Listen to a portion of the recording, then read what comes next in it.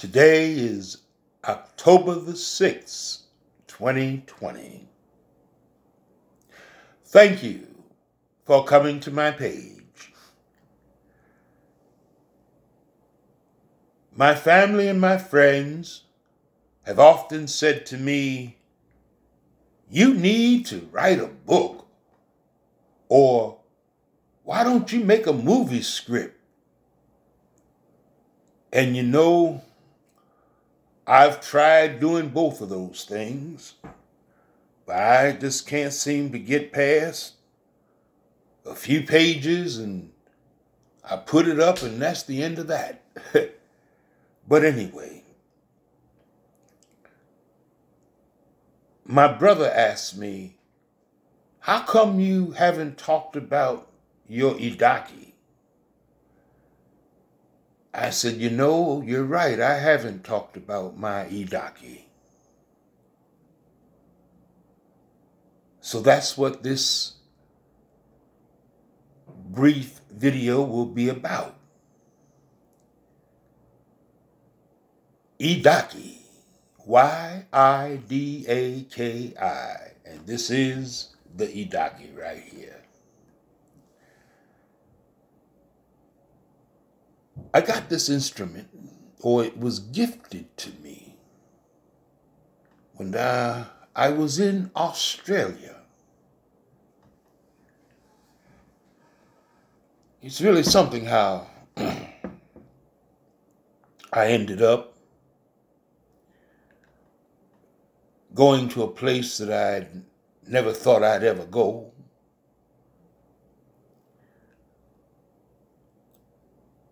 But it was an experience that was very, very profound. I'm going to share a little bit of the story with you.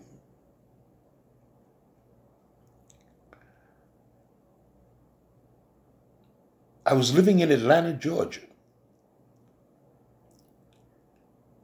Now, I don't know about these signs and symbols, but the word Atlanta begins with an A and it ends with an A. And I'll tell you why that was significant, to me anyway.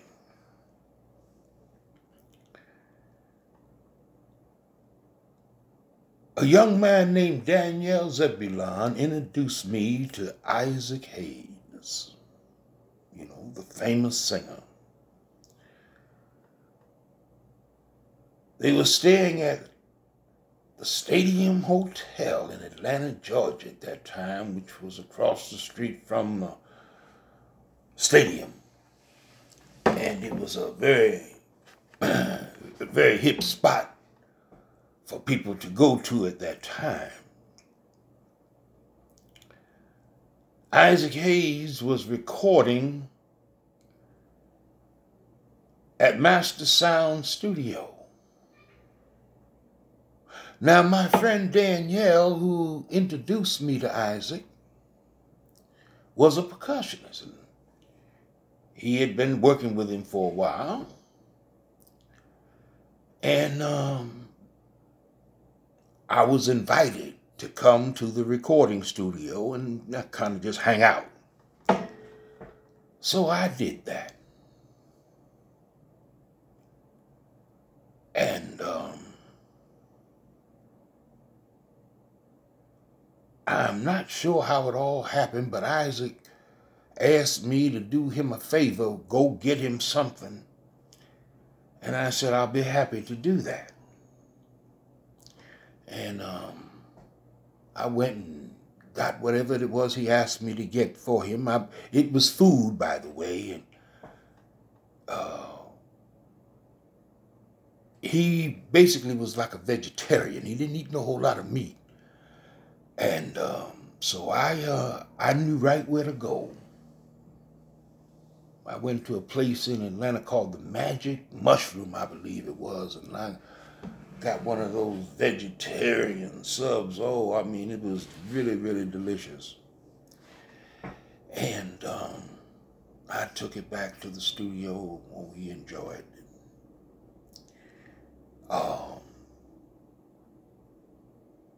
I'm not going to go into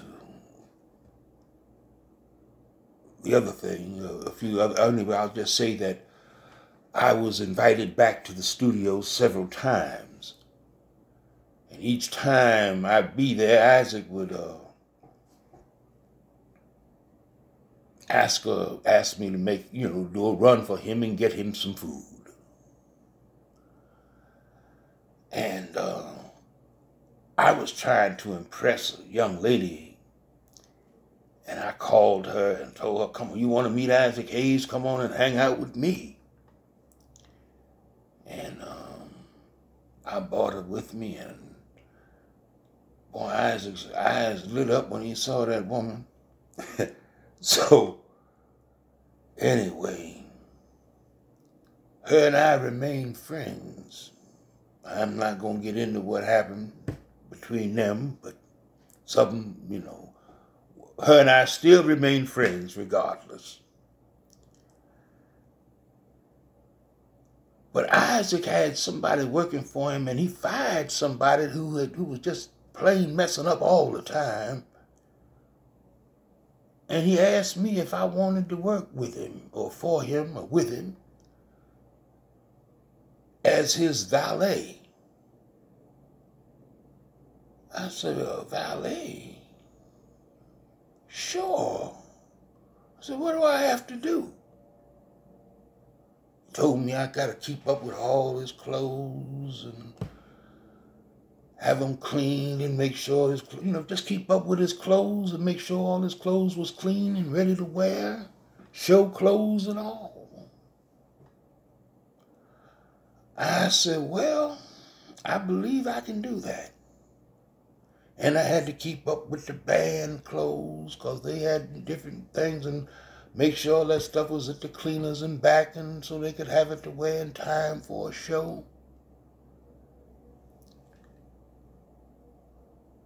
And I was more like Isaac's personal assistant. Johnny Rawls, he was in charge of security. And him and Isaac were very, very, very close. So anyway, I started working with Isaac Hayes, traveling with him, and then I got a passport. Wow. Never had a passport before. And then we had a world tour. And I had an opportunity to go to Australia with him.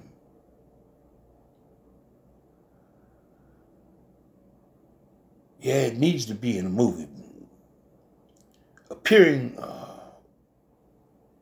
with Isaac in Australia was Dionne Warwick.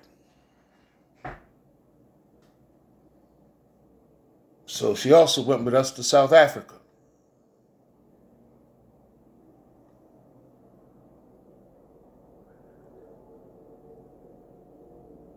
But anyway, let's talk about Australia.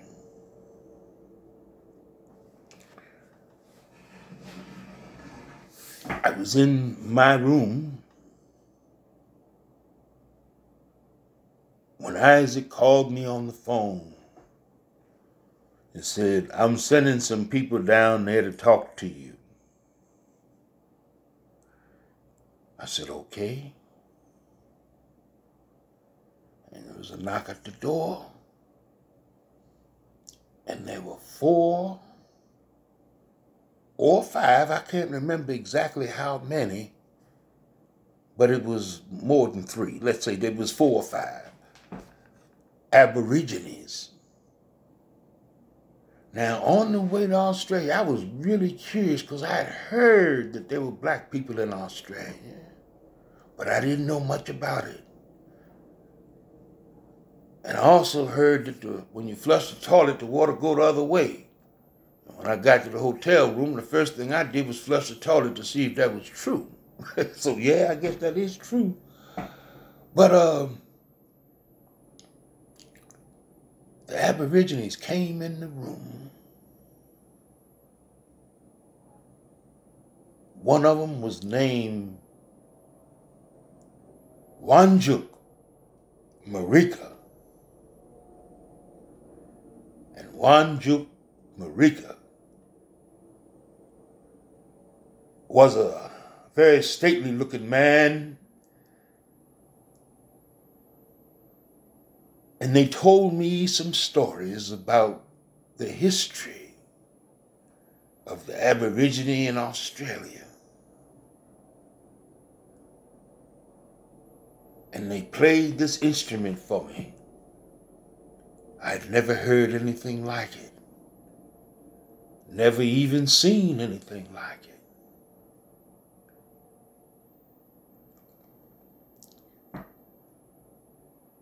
And after they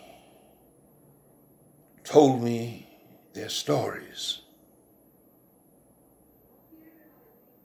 they said, we're going to give you a gift. This is yours. And they gave me the Yidaki.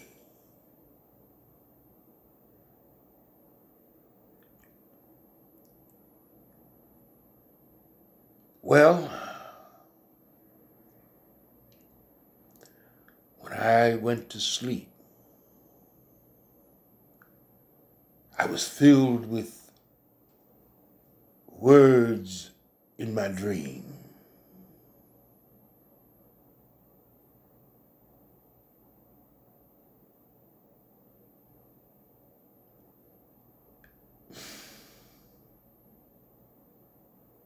Thanks to the Yidaki tribe, I have this stick. But it's not really a stick, as you can see. It is a big old branch they took down from a tree. There are signs and symbols that are painted all around, and it has one hole from the top to the bottom, and it will make a sound. Now the first Englishman that came to Australia by the sea, why, he heard the sound of my Yidaki when he reached the Australian shore. He said, man, would you redo that sound some more? And did you redo that tree from the ground?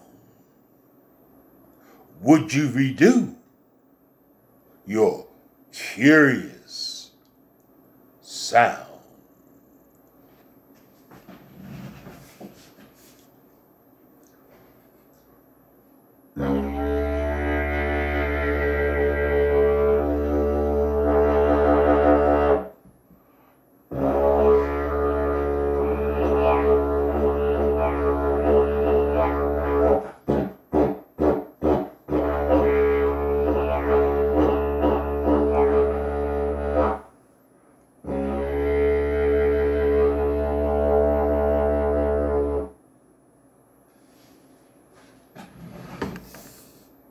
I'm going to tell you some more stories about Australia and some more tales of the time with Isaac Hayes as we went around the world.